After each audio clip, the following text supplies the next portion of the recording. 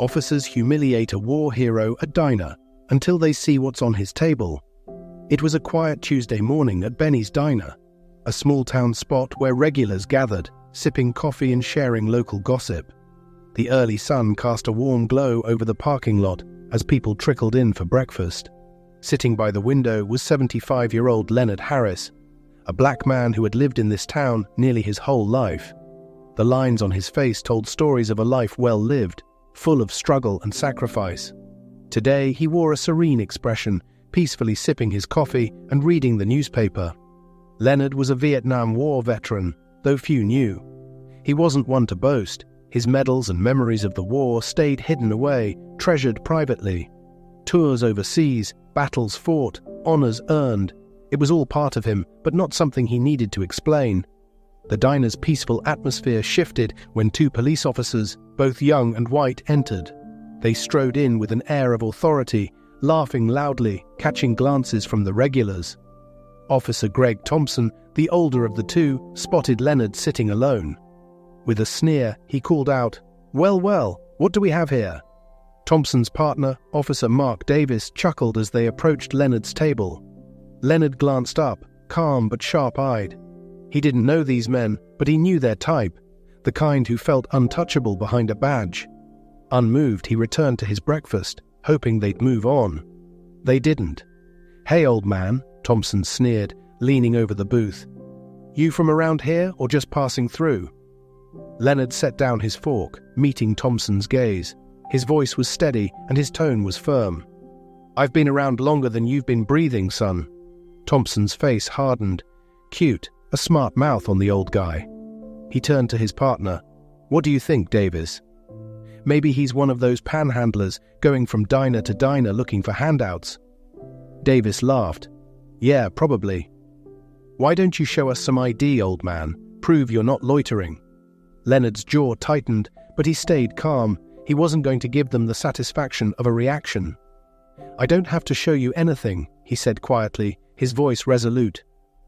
Thompson's face darkened, his tone rising as he leaned in closer. "You don't think so? I could haul you out of here right now for resisting an officer. Want to test me?" A heavy silence filled the diner. Patrons turned, their eyes shifting between Leonard and the officers. The waitress at the counter looked anxious but remained silent. Who could stand up to the town's police? Leonard didn't flinch. Calmly, he reached into his jacket pocket. The officers tensed, hands moving toward their guns. But instead of a weapon, Leonard placed an old weathered wallet on the table. Thompson reached down, flipping it open. His face turned pale as he looked at the contents. There, alongside Leonard's military ID, was a Medal of Honor card, proof of the highest decoration a soldier could receive. This man, this quiet elderly man they had harassed, was a war hero. Where did you get this?" Thompson stammered, his arrogance fading into shock. Leonard held his gaze. "I earned it," he replied, steady and calm. "In a place called Khe Sanh, back in '68. Not that you'd know anything about that." Thompson's bravado crumbled, and Davis shifted uncomfortably, looking down at the floor. The power had shifted, and they knew it. Their badges seemed insignificant compared to the weight of true honor, sacrifice, and courage sitting across from them. The silence in the diner grew heavier. Patrons watched, some with newfound respect, others with discomfort. They had just witnessed the reality of courage, exposed before them in stark contrast to the officer's empty authority. Thompson handed back the wallet, his face red with shame.